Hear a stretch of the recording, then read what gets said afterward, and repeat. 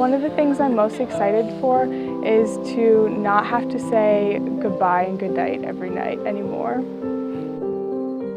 And of course, I'm getting to marry my best friend, so that's what I'm excited about.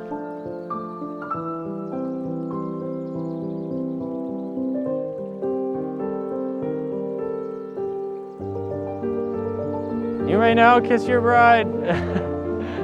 Yeah, probably when we're actually married and when everybody's gone. Benjamin really stood out to me because he is loyal to his family and he's a man of his word. She loves the Lord and she loves people, and that's kind of what jumped out at me. I was like, man, you know, that's some girl that I would want to marry someday. I'll be nervous when I'm up there probably, but it'll be good.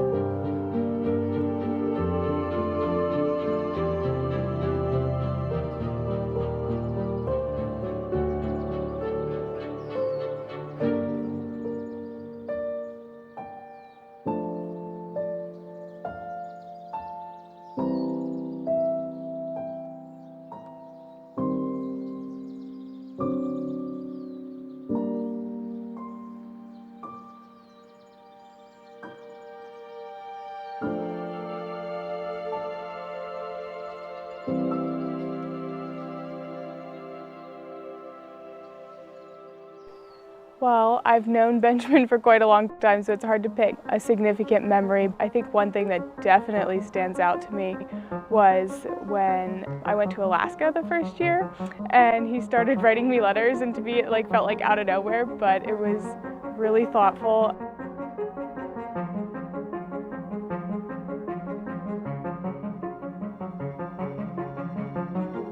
If you know Mikaela, you know she's like a fire. She burns bright and wild, but she also burns with a peace and a calm that radiates onto those around her. Benjamin has been my brother for 19 years, and I am gonna cry because I'm happy to see Benjamin finally find the girl of his dreams.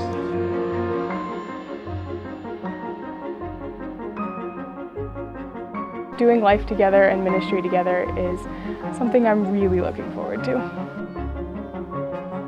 Really love the Lord and want to serve Him in whatever aspect of life we're doing. So just to be able to be a team and work together, either in ministry or building a life together, you know, focused on Christ, just to have a good friend and teammate. Use your marriage as an opportunity to shine in ways that you cannot shine on your own. Now, it's kind of easy for me to challenge you guys to do this in this way because you're already on this path. Each of you has recognized your need for Jesus as your Savior for sin. What you're experiencing, therefore, is the life, love, and light that Jesus gives. And that is the gift He offers.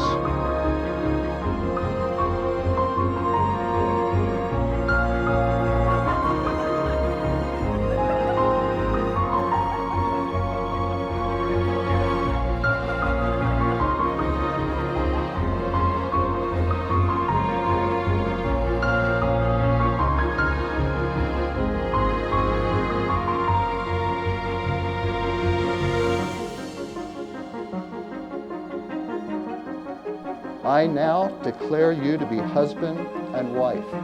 What God has joined together, let no one separate.